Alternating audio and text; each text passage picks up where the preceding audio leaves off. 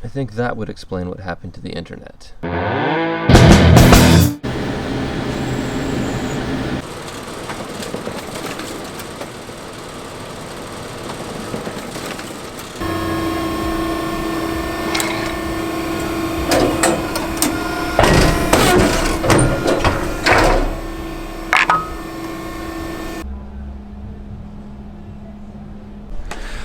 All right, Maddie has been hanging out with me this morning in the office for a few minutes, but now she's going.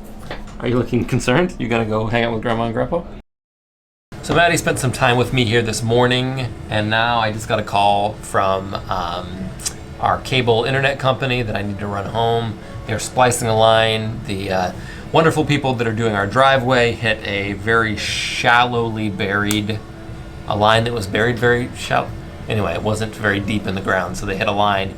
Well, they're doing some clearing work yesterday, and so the cable company had to come out and reconnect us because last night we were sans internet, so all I could do was make milkshakes.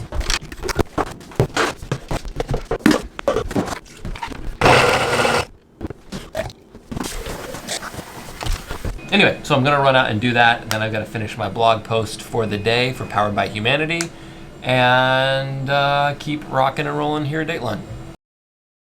So I have like all the people hanging out at my house today. I've got people who are working on driveways. I've got people who are working on cable lines. I've got people who are gonna dig holes in my yard to make, I don't know. So while I'm waiting for these guys to finish up before I can go back to work, I want to tell you a story about dishonesty. A couple of years ago, I was approached by my business partner about some materials that I was supposed to have ordered. And when he asked the question, in that moment, I was like, rats, I didn't get that stuff ordered. And while I could have simply have said those words, I told him I did. And I confirmed that I had ordered this material that I had not, in fact, ordered. That was bad enough in and of itself because I consider myself an honest person and I was acting dishonestly. But then later in the day, he asked me like a clarifying question about when it was supposed to be here.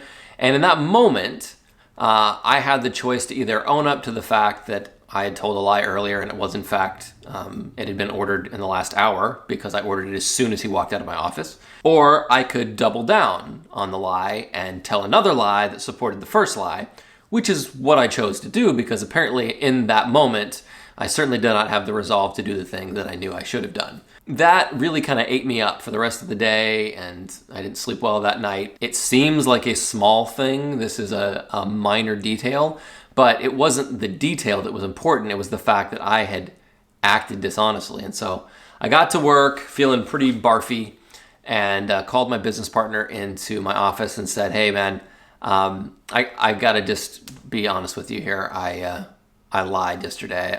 You asked me about this thing and I told you I'd done it and I hadn't. And then you asked another question about it and I, kept the story going. And so I just wanted to apologize for that. There was no need for it and it was stupid. And he was very gracious, accepted my apology, and we moved on with life. Trust is built and broken in a lot of different ways, but I think that it's built very often by 1,000 tiny things, right? Not one major event, now someone trusts you, but you demonstrate trustworthiness and that you do what you say you're going to do and that the things that you say are actually accurate. That happens in 1,000 little situations, I just think it's really important for your words to match your deeds and for the things that you say to be accurate and true.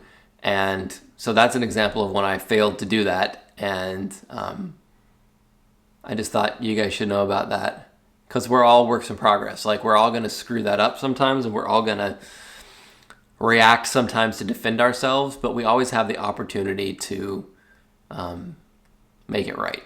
It's important. So tell the truth.